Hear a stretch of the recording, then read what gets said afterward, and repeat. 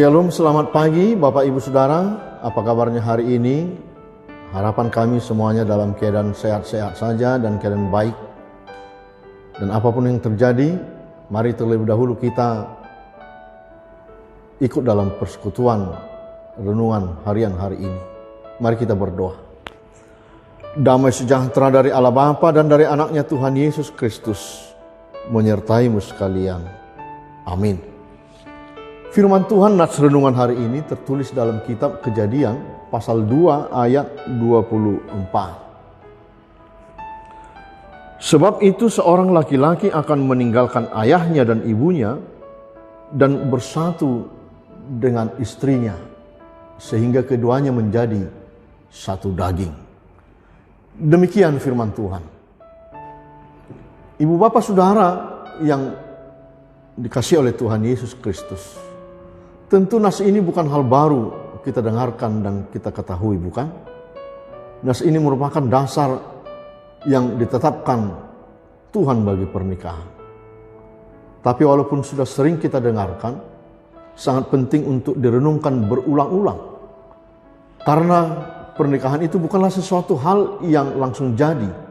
Begitu menikah, seperti itu terus adanya. Dimulai pada ayat 18, Allah melihat bahwa tidak baik kalau manusia itu seorang diri.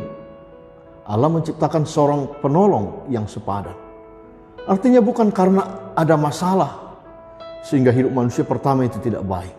Tapi ingin menunjukkan bahwa pernikahan itu adalah inisiatif Allah dan untuk kebaikan manusia. Dengan runut dijelaskan kesatuan lebih penting daripada sekedar kebersamaan. Meninggalkan ayah dan ibu bukan berarti berhenti mengasihi atau menghormati orang tua. Sebaliknya membangun keluarga yang baru dengan tanggung jawab yang baru dan tetap menghormati orang tua. Kata bersatu menggambarkan ikatan yang erat, setia dan tidak mudah dipisahkan. Kesatuan dibangun melalui pengampunan, komunikasi, doa bersama, dan kasih yang terus dipelihara. Menjadi satu daging maksudnya adalah mencakup seluruh kehidupan, hati, pikiran, tujuan, dan tubuh. Allah menghendaki suami dan istri bertumbuh menjadi satu dalam kasih dan dalam kehendaknya. Jemaat yang dikasihi Tuhan Yesus Kristus, di zaman sekarang tidak sedikit orang memandang pernikahan itu sebagai hubungan yang didasarkan pada perasaan saja atau kepuasan pribadi. Sehingga bila tidak senang dan tidak suka lagi, maka bisa bubar saja. Kasih dalam pernikahan bukan hanya berdasarkan perasaan, tetapi juga komitmen untuk tetap setia dalam suka maupun duka. Dan saudara-saudara, Bapak Ibu, tidak sedikit kita mengalami banyak pergumulan, banyak persoalan di tengah-tengah keluarga antara suami dan istri.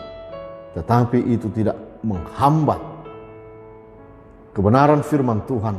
Bagaimana kita boleh selalu ketika terjatuh kita bangkit lagi. Ketika terluka kita saling mengampuni. Itulah yang Tuhan kehendaki hari ini. Amin. Mari kita berdoa. Allah Bapa dalam Yesus Kristus, terima kasih Tuhan. Firman-Mu telah mengingatkan kami bahwa tiap-tiap keluarga adalah karena kehendak Tuhan. Bersama dengan pasangan antara suami dan istri dan keluarga anak-anak. Dan biarlah Tuhan, kami boleh senantiasa menyesuaikan diri dengan kehendak-Mu, menuju kasih setia dari Allah. Berkati setiap keluarga, setiap suami dan istri, dan juga anak-anak. Hidup dalam kehendak Tuhan. Terima kasih Bapa. Kami tak lupa selalu mendoakan jemaat Tuhan yang terbaring karena sakit, dimanapun mereka berada saat ini. Dalam proses pengobatan, penyembuhan, pemulihan, tolong Tuhan sembuhkan. Kami mendoakan anak-anak kami, semuanya boleh bertumbuh di tengah-tengah keluarga yang takut akan Tuhan. Berkati gereja Tuhan, semuanya dalam pelayanan kami. Terpujilah Engkau ya Bapa. hanya dalam nama Yesus. Amin. Anugerah Tuhan kita Yesus Kristus, kasih Allah Bapa, dan persekutuan dengan Roh Kudus menyertaimu sekalian. Amin. Shalom. Mari Bapak Ibu, lanjutkan aktivitas hari ini tetap dalam lindungan Tuhan. Tularkan kebaikan, berikanlah senyummu yang manis untuk Tuhan di hari Kamis ini. Horasmu.